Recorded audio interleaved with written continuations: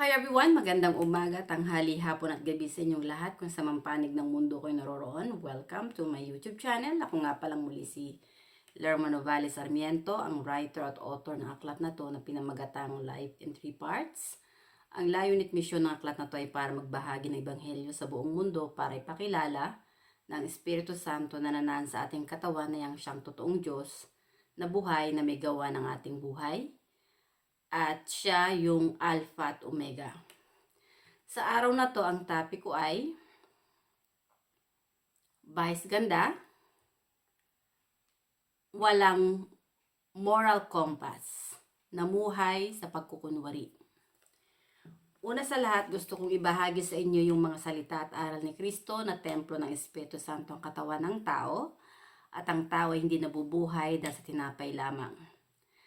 At ang kasalanan na walang kapatawaran ay kapag nilapastangan mo ang Espiritu Santo.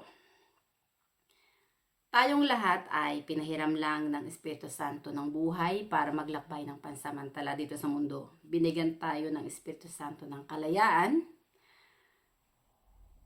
para maglakbay kung anong nasa kagustuhan ng ating puso. Pero sa bawat choices na gagawin natin sa buhay natin, meron niyang consequences. Gumawa ka ng mabuti, ikalulugod ng banal na spirito, pagpapalain ka ng banal na spirito at ang iyong kaluluwa ay mananatiling buhay at nasa liwanag. At kung sakali mang lumisan ka dito sa mundo, ang kaluluwa mo ay maliligtas. Kapag gumawa ka ng masama, inibig mo ang mali, ang kaluluwa mo ay mamamatay gawa ng kasalanan.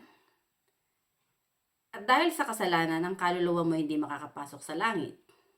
Dahil yung kasalanan ang papatay sa kaluluwa mo para hindi ka patawarin ng banal na spirito at kilalanin ng Espiritu Santo na anak niya.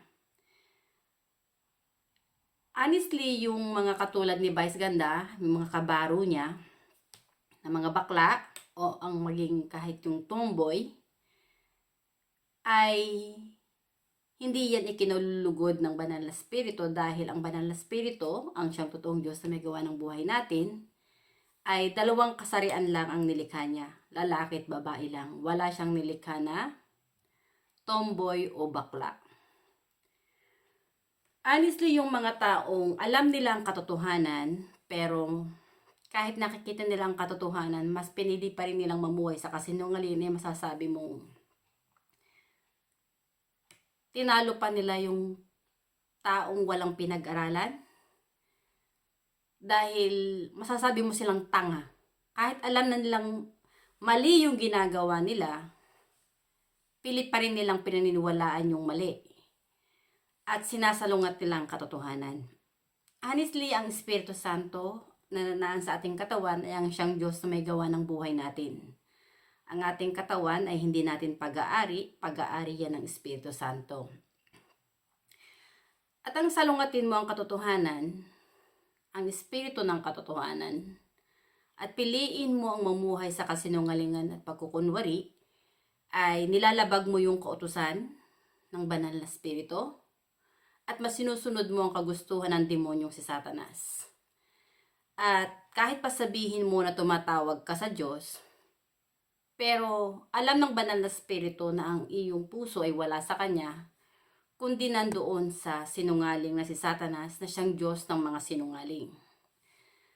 Honestly, yung mga kataas at kayabangan ng tao ay hanggang dito lang yan sa lupa. Sa oras na bawiin na ng Espiritu Santo ang buhay na pinahiram sa tao, ang tao ay mamamatay at ang ating katawan ay ibabaon lang yan sa lupa o kaya susunugin. Pero yung ating kaluluwa, yan yung babalik sa Espiritu Santo para humarap sa paghuhukom. Ang naging misyon ni Kristo, ay kaya siya sinugo ng Diyos Ama, ng banal na Espiritu, ay para ipakilala sa mga tao na ang Espiritu Santo lang ang nag-iisang Diyos na may gawa ng buhay natin. At sabihin sa mga tao na ang kasalanan na walang kapatawaran ay kapag nilapastangan mo ang Espiritu Santo. Ang salungatin mo ang katotohanan ay sinasalungat mo ang Espiritu Santo na siyang Diyos na may gawa ng buhay mo. At sa oras na lumisan na ang tao dito sa mundo, yung kanyang kataasan at kayabangan sa Espiritu Santo ay magwawakas dahil lilisan siya dito sa mundo at mamamatay siya. At sa oras na humarap na ang kanyang kaluluwa sa banal na spirito para umarap sa paghuhukom, mamamatay pa rin yung kanyang kaluluwa dahil sa kasalanan na ginawa niya laban sa Espiritu Santo. Honestly, yung kaluluwa ni Vice Ganda ay nasa kadiliman. At kahit buhay pa siya dito sa lupa, ang kaluluwa niya ay zombie na gawa ng mga kasalanan na ginagawa niya sa Espiritu Santo na siyang totoong Diyos na may gawa ng kanyang buhay. At kung si Vice Ganda ay hindi magpapakalalaki, hindi siya maglalakbay sa katotohanan kung paano siya nilikha ng banal na spirito, ng Espiritu Santo, ang kaluluwa niya ay mahihiwalay sa Espiritu Santo gawa ng kasalanan na ginagawa niya laban sa Espiritu Santo na siyang Diyos na may gawa ng buhay niya. At dahil doon, ang kanyang kaluluwa ay sa impyerno mapupunta. Honestly, may langit at impyerno. Ang langit ay ang lugar kung saan naroroon yung mga naging kaisa ni Kristo, na sumunod sa yapak ni Kristo, na naglalakbay sa spirito at katotohanan. At yung mga tao na naglalakbay sa kasinungalingan at pagkukunwari, tulad ng mga tomboy at bakla, honestly sa impyerno na pupunta ang kanilang kaluluwa dahil nilalapastangan nila ang banal na spirito at kinakalaban nila ang katotohanan. At mas pinili nilang mamuhay sa kasinungaling at pagkukunwari, mas pinili nilang ibigin ang mali kaysa sa tama. Honestly, dito sa mundo natin ginagalawan, maraming mga tao kahit nakikita nila ang katotohanan sa kapwa nila, iniidolo pa nila yung mga taong mali na lumalapastangan sa Espiritu Santo. Pero hindi naunawa ng mga taong ito na yung kanilang kaluluwa ay nasa kadiliman din dahil yung iniidolo mong mali ay nasa kadiliman ng kaluluwa nun. So yung mga tao na umiidolo sa mali, namumuhay sa kasinungaling at pagkukunwari, mga antikristo sila na lumalapastangan sa Espiritu Santo. Hindi sila naging kaisa ni Kristo, na namumuhay na may pagpapahalaga sa spirito at sa katotohanan. Honestly, tayong mga tao ay hindi lang tao na pinanganak sa laman, kundi tayo ay mga espiritu rin na pinanganak sa spirito ng Espiritu Santo. Ang ating kaluluwa ay espiritu yun na siyang totoong kawangis ng Diyos sa tinanggap ng lalaki at babae. Ang kaluluwa nating mga tao ang siyang huhukuman base sa ating mga gawa at pananampalataya. At kung mas pinili mong mamuhay sa kasinungaling at pagkukunwari, ang kaluluwa mo ay nahiwalay sa Diyos Ama na siyang lumikha sa iyo. At dahil doon, wala kang puwang sa langit ang kaluluwa mo. Honestly, si Vice Ganda, yung kanya mga pinagagawa, hindi yan ikinalulugod ng Espiritu Santo na nasa katawan niya. Wala siyang moral compass. Dahil kahit alam niya ang katotohanan, kung anong kasarian niya, pilit pa rin niyang iniisip na siya'y babae. Nagbibihis pa rin siya ng pambabae kahit ang totoong kasarian niya, alam niya sa sarili niya na lalaki siya. Pero mas isinara niya ang puso't isipan niya na siya ay lalaki. Ang tinatanggap niya sa sarili niya, siya ay babae. Kaya siya nagsusuot ng damit na pambabae. Honestly, sa banal na kasulatan, ipinagbabawal nga ng Diyos yung pumatol ka sa kapwa mo lalaki o sa kapwa mo babae. Dahil mga karumal-dumal yung gawain na bababuyin mo yung sagradong tahanan ng Diyos dahil sa kalaswaan at kamunduhan. Honestly, ang Sodom at Gomora, kaya yan winasak ng Diyos, ay gawa ng maraming mga tao ng mga makasalanan ang bumababoy sa sagradong tahanan ng banal na spirito. wala na silang paggalang at pagrespeto sa tahanan ng Espiritu Santo na siyang Diyos na may gawa ng kanilang buhay, na siya ring pansamantalang tahanan ng kanilang kaluluwa. Maraming mga tao ang binababoy yung sagradong tahanan ng Diyos sa kalaswaan at kamunduhan. Tulad ng mga bakla at tomboy, namuhay sila sa pagkukunwari at kasinungalingan at mas inibig nila ang mali. Honestly, si Vice Ganda, kung mamamatayan, lilisan dito sa mundo, yung kanyang mga kayamanan, yung pera, kasikatan, kung anumang mga bagay na meron siya dito sa mundo, mawawalan lahat yan ng value dahil mamamatay siya at lilisan dito sa mundo. At sa paglisan natin dito sa mundo, honestly, kaluluwa lang natin ang pwede nating dalhin. Dahil iyon ang huhukuman base sa ating mga gawa. Honestly, itong si Vice Ganda, ang buhay niya ay nasa kapalaluan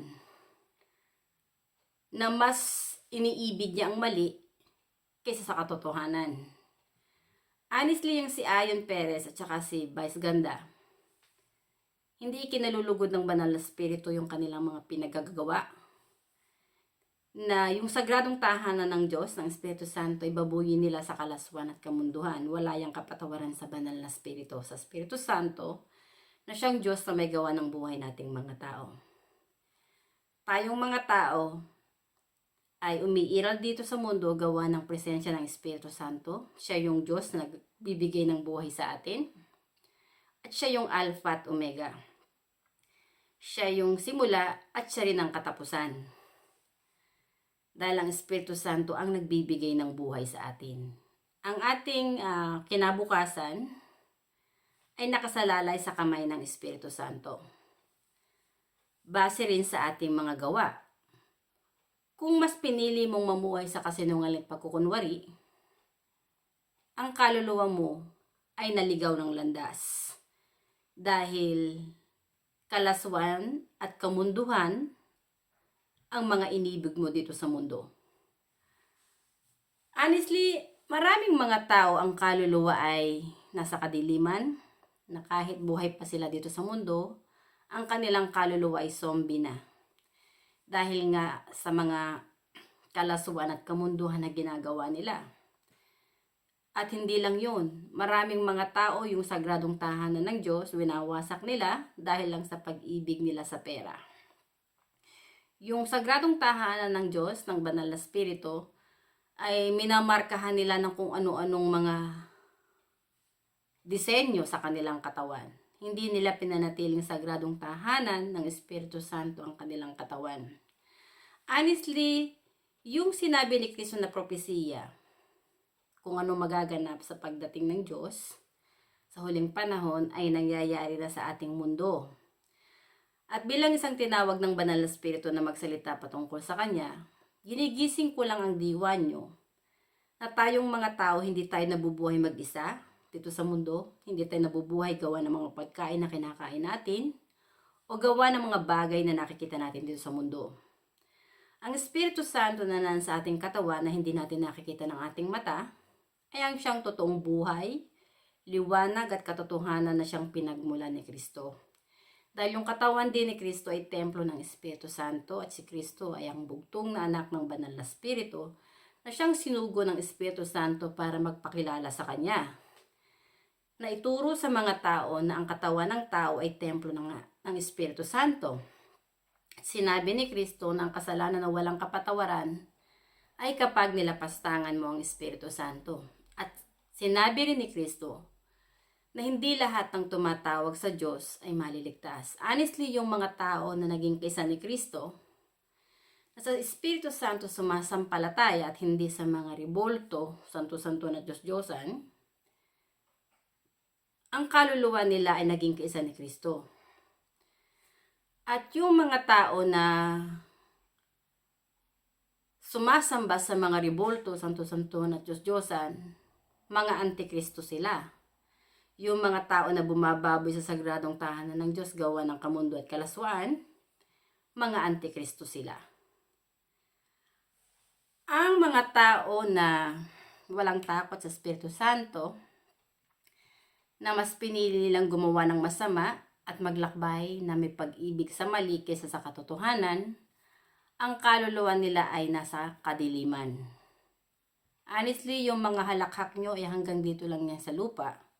Sa oras na binawi na ng Espiritu Santo ang buhay na ipinahiram sa atin, ang ating kaluluwa ay babalik sa Espiritu Santo para humarap sa paghuhukom. At kung ikaw dito sa lupa, ang mga pinagagawa mo'y mali at laban sa Espiritu Santo, sa kabilang buhay, kapag hinukuman na ng Espiritu Santo ang kaluluwa mo, hindi ka magiging handa.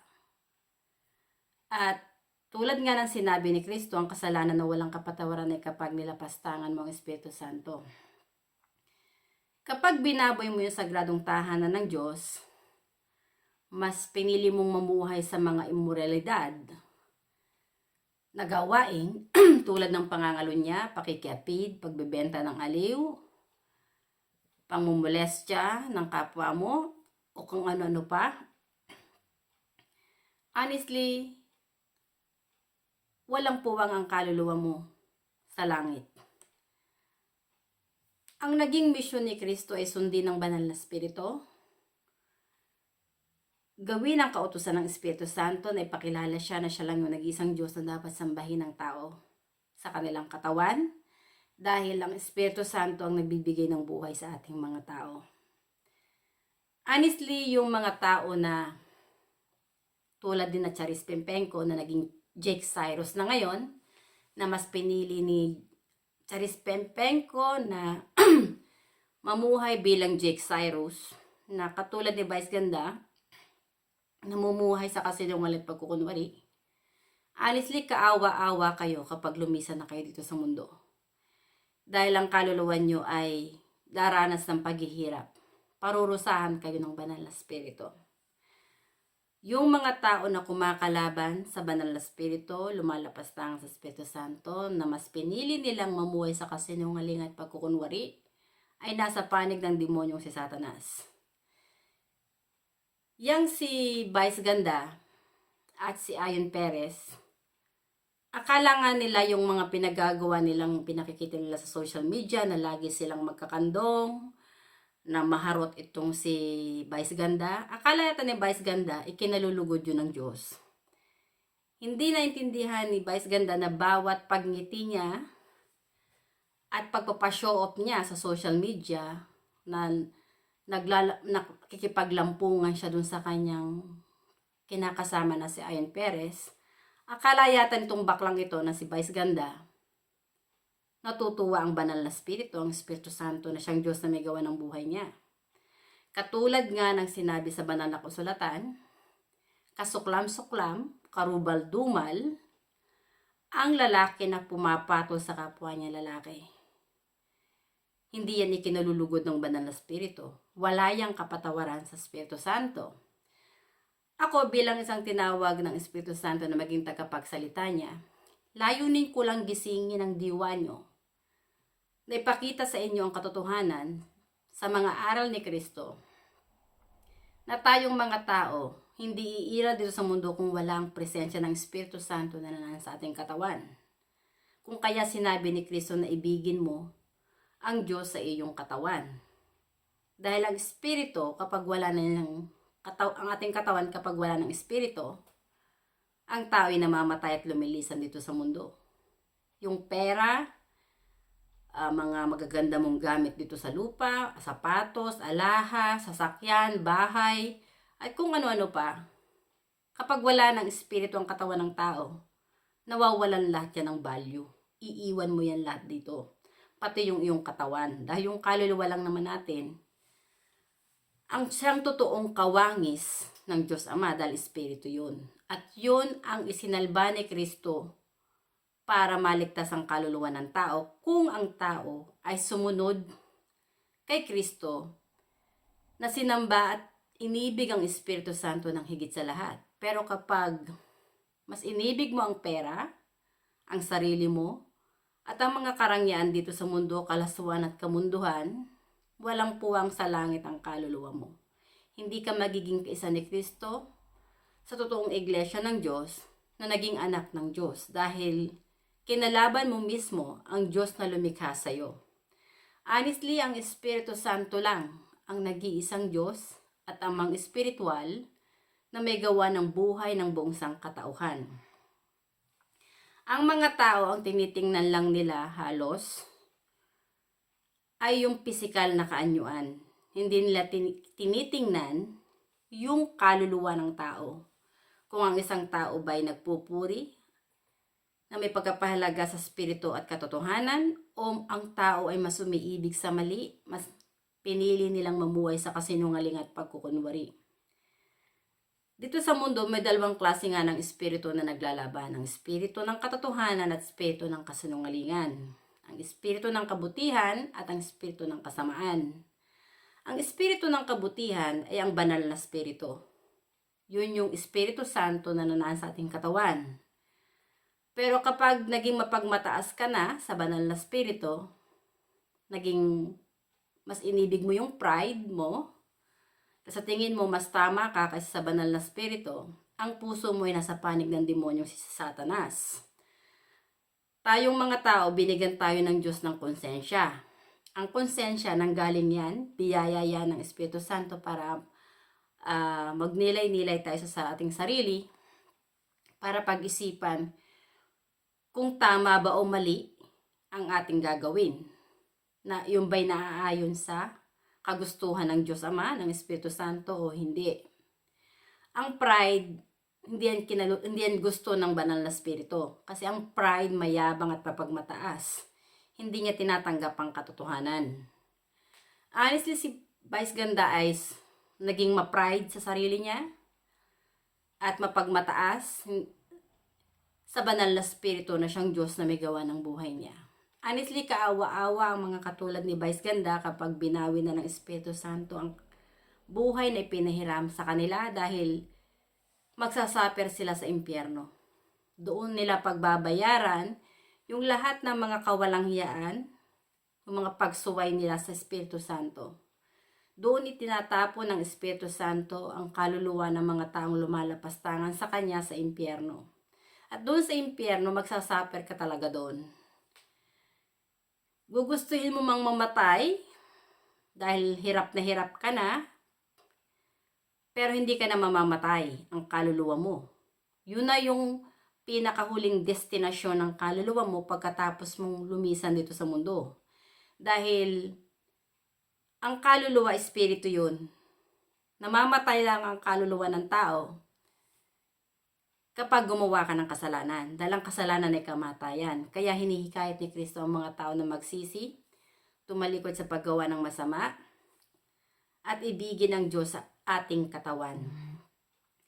Tayong mga tao ay mga traveler lang dito sa mundo, yung ating kaluluwa. Alien lang yan dito sa mundo. Yung ating kaluluwa ay siyang totoong kawangis ng Diyos Ama, yung espiritu na tinanggap natin sa Espiritu Santo, na siyang haharap sa paghuhukom. Si Kristo ay sinugo ng Diyos Ama, ng Espiritu Santo para tulungan ang mga tao na maligtas ang kanilang kaluluwa. Tayong mga tao, kapag lumisan tayo dito sa mundo, isa-isa tayong huhusgahan ng banal na espiritu base sa ating mga gawa at pananampalataya. Alam ng Espiritu Santo kung anong niloloob ng puso natin. Wala tayong itatago sa Kanya dahil siya yung Diyos na lumikha sa atin. At bilang isang tinawag ng banal na espiritu, ito yung mission ko. Ang ipakilala sa buong mundo ng Espiritu Santo na nanaan sa katawan ni Kristo, na siya ring iisang espiritu na nanaan sa katawan ng buong sangkatauhan, ay ang siyang totoong nag-iisang Diyos na lumikha sa ating mga tao. At walang sino mang tao ang makapanlilin lang sa Espiritu Santo na siyang Diyos na may gawa ng buhay natin. Ang Espiritu Santo na parating kasama ni Kristo, dahil templo ng Espiritu Santo ang katawan ni Kristo, si Kristo ay nagsasalita din patungkol sa Espiritu Santo, ay ang siyang sinabi ni Kristo na babalik na parang magnanakaw. Walang nakakaalam kundi tanging ang Diyos Ama lang. Honestly, kapag babawiin na ng Espiritu Santo ang buhay na ipiniram sa atin, walang nakakaalam kung kailan babawiin ng Espiritu Santo ang buhay na ipinahiram sa atin. Nakatadhana yan At nakasulat yan sa aklat ng buhay ng Panginoon, kung hanggang saan ang buhay na ipagkakaloob. Pero sa oras na lumisan na tayo sa mundong ito, kung anong nasasaad dun sa aklat ng buhay, kung anong ginawa mo dito sa lupa, kung halimbawang nakiapid ka, nangalunya ka, nagbenta ka ng aliw, pumatay ka, nagnakaw ka, at kung ano-ano pa, gumawa ka ng paninirang puri sa iyong kapwa ng walang katotohanan, dahil gusto mo lang sirain yung kapwa mo, hindi mo iminulat sa kapwa mo ang katotohanan, nahikayatin siya na tanggapin ang katotohanan kung paano siya nilikha ng Diyos at maglakbay siya sa Espiritu katotohanan. Yung mga tao na gumawa lang ng mga gossip para sirain ang buhay ng kapwa nila, pero hindi naman nila hinihikayat na mag-repent, honestly, nasa kadiliman din ang kanilang kaluluwa. Honestly, marami ng kasalanan dito sa mundo, punong-puno na ng kasalanan ng mundo, at ang kasalanan ang siyang nagpadilim sa ating mundo. Dahil ang kasalanan ay kamatayan. At sa mga sinabi ni Kristo sa huling panahon, kung anong magaganap na yung magkakaroon nga ng mga labanan ng mga bawat bansa, magkakaroon ng mga lindol sa iba't ibang panig ng mundo, magkakaroon ng taggutom, magkakaroon ng mga sakuna, ng mga kalamidad, at kung ano-ano pa. Pero sinabi ni Kristo, huwag mabahala sapagkat ang lahat ng ito ay pasimula lang ng paghihirap. Nandyan yung sinabi ni Kristo na magsusulputan ng mga bulaang propeta. Maraming ang mga tao ang mas iibigin ang mali kaysa sa tama. Tulad nga ng mga bakla at tomboy, mas inibig nila ang mali kaysa sa tama dahil mas pinili nilang mamuhay sa kasinungalingan at pagkukunwari. Honestly, narito na tayo sa huling panahon. At ang Espiritu Santo ay nananahan sa ating katawan. Siyang may hawak ng buhay natin. Ang layunin at misyon ko ay magpahayag ng katotohanan, ipakilala ng Espiritu Santo ang Diyos na may gawa ng buhay ng buong sangkatauhan.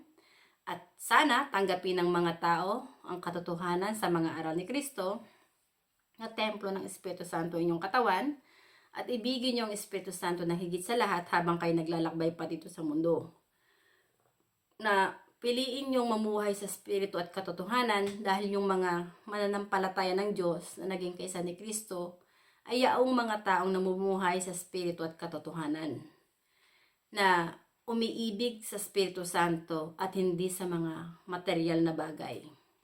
Honestly, yung mga material na bagay na tinatanggap ng tao, hindi yan totally nanggaling sa Diyos Ama, kundi sa demonyong si Satanas. Nung si Kristo ay sinubok ng demonyong si Satanas sa disyerto, sinabi ng demonyong si Satanas na yung bato ay gawing tinapay. Sinabi ni Kristo, ang tao hindi nabubuhay dahil sa tinapay lamang, kundi sa mga salita na lumalabas sa bibig ng Diyos. Honestly, kaya tayo umiiral dito sa mundo ay gawa ng Espiritu ng Panginoon na nanaan sa ating katawan. At ang Espiritu, kapag wala na yan sa ating katawan, ang tao hindi na pwede magsalita dahil patay na ang tao. So, ang Espiritu Santo na nanaan sa ating katawan, ang siyang nagbibigay ng buhay. Ipinagkaloob din ni Satanas kay Kristo yung mga karangyaan dito sa mundo. Sinabi ni Satanas kay Kristo na tumingin daw sa kalawakan at kung anong nakikita ni Jesus ay pagkakalob sa kanya ni Satanas basta't si Kristo ay ang sambahin lang ng Diyos ay si Satanas. Pero sinabi ni Kristo, huwag mong subukin ang iyong Diyos. Dahil yung Ama ni Kristo ay ang Espiritu Santo na nasa katawan ni Kristo na parating kasama ni Kristo, kung kaya si Kristo ay puspos ng karunungan mula sa Espiritu Santo. At si Kristo hindi nalinlang ng demonyong si Satanas dahil ang Espiritu Santo ang kinikilala ni Kristo na kanyang Ama na parating niyang kasama. Honestly, si Kristo ay bugtong na anak ng Espiritu Santo. Ang naging misyon ni Kristo ay hulihin ang bawat kaluluwa na kilalanin ng bawat tao sa kanilang katawan ng Espiritu Santo ang Diyos na nagbibigay ng buhay sa kanilang sarili ay ang siyang Alpha at Omega. At ang Espiritu Santo ang babalik para bawiin yung buhay na pinahiram sa atin at kung hindi natin sinamba at inibig ang Espiritu Santo, Sa oras na lumisan na tayo dito sa mundo, mamamatay ang ating katawan at ibabaon lang yan sa lupa o susunugin. At ang ating kaluluwa ay babalik sa Espiritu dahil Espiritu yun na nagmula sa Espiritu Santo at ang Espiritu Santo maghuhukom. Yang mga katulad ni Vice Ganda, honestly Vice Ganda, kung makikinig ka, magpakalalaki ka na. Marami ka nang ginawang kasalanan sa banal na Espiritu, tambak-tambak na dahil marami kang mga kabataan na lalaki na hindi kaya't mong maging katulad mo, nakawangis mo na maging bakla, na mamuhay sa kasinungalingan at pagkukunwari. Hindi ka maliligtas ng mga ginagawa mong yan. Dahil hindi ka patatawarin ng Espiritu Santo. Kaya laking pagkasira at pagkawasak mo sa oras na lumisan ka na dito sa mundo. Dahil ngayon pa lang, sinasabi ko sa iyo, zombie na yung kaluluwa mo, gawa ng kasalanan na ginawa mo sa Espiritu Santo. At kung tuluyan ang babawi ng Espiritu Santo ang buhay na ipinahiram sa iyo, tayo kasi mga tao, kapag babawiin na ng Diyos ang buhay na piniram sa atin, sala sa bibigyan ka ng sakit, o sa aksidente, o minsan, pagtulog mo, hindi ka na magising, dahil binawi na ng Espiritu Santo yung buhay na pinahiram sa'yo. Maraming mga paraan kung paano babawiin ng Espiritu Santo ang buhay na pinahiram sa atin. Minsan, gawa ng mga hayop. Yung iba, nakagat ng ahas o kung ano man. Maraming klase kung paano tayo lilisan dito sa mundo. Ang buhay natin dito sa mundo ay pansamantala lang. Ang dapat nating ingatan ay huwag mamatay ang ating kaluluwa gawa ng kasalanan dahil kapag namatay ang kaluluwa natin gawa ng kasalanan, ang ating kaluluwa ay hindi makakapasok sa langit. Ang kasalanan ang pumapatay sa katawan at kaluluwa ng tao. Kaya, hindi ito nakakapasok sa langit. Honestly, si Kristo lang ang makakatulong din sa atin para tayo ay maging kaisa niya sa totoong iglesia ng Diyos. Na sumampalataya, magpuri at umibig sa Espiritu Santo habang tayo nabubuhay pa rito sa lupa. At ang Espiritu Santo ang tutulong sa atin para maging kaisa ni Kristo. At susundin din ang yapak ni Kristo na ipahayag ang katotohanan na ang Espiritu Santo lang ang nag-iisang Diyos na dapat sambahin, purihin at ibigin ng higit sa lahat kung gusto ng tao na ang kanyang kaluluwa ay maligtas at makapasok sa langit. Yung mga kaluluwang kumakalaban at lumalapastangan sa Espiritu Santo, talaga sinasabi ko sa inyo, walang puwang sa langit ang kaluluwa nyo dahil hindi kayo patatawarin ng Espiritu Santo.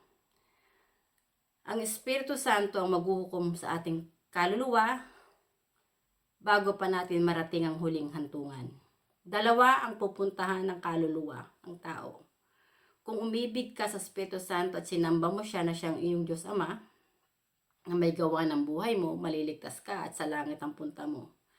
Pero kapag kinalaban mo ang Espiritu Santo, mas pinili mong mamuhay sa kasinungaling at pagkukunwari, ang kaluluwa mo ay mapupunta sa impyerno at makakasama ng demonyong si Satanas na siyang iyong Diyos na sinungaling na sinamba mo. Dahil mas pinili mong mamuhay sa kasinungalingan at pagkukunwari at mas inibig mo yung mga ipinagkakaloob ni Satanas na karangyaan dito sa mundo. Maraming salamat sa inyong pakikinig at hanggang sa muli. Bye! Thank you!